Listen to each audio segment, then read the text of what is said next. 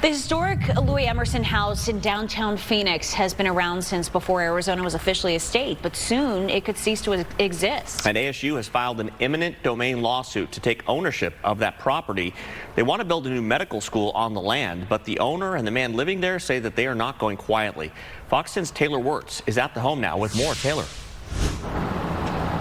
Yeah, guys, ASU tells us that it made several offers to the homeowner, but those were not accepted. The homeowner, Robert Long, and also the man living here tell me that this house is a key piece of Arizona and Phoenix's history, and they believe it must be preserved.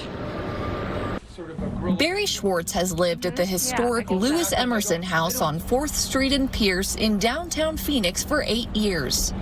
It's always like a reminder of what was here and what's disappearing. But the house itself has been around a lot longer, 124 years to be exact. The house you're looking at dates from 1902. Long before Arizona was even a state. It's got layer upon layer upon layer of stories and history built into its fabric. The house is key to the early development of the city. But all that could soon change, as ASU, with approval from the Arizona Board of Regents, has filed an eminent domain lawsuit to take ownership of the property in order to build its new medical school campus. According to the lawsuit, the property is the last parcel of land required to build. I think it's just appalling that an institution of higher learning can't appreciate that fact and wants to destroy it. It's kind of gut-wrenching. It's sad. It's sort of tragic.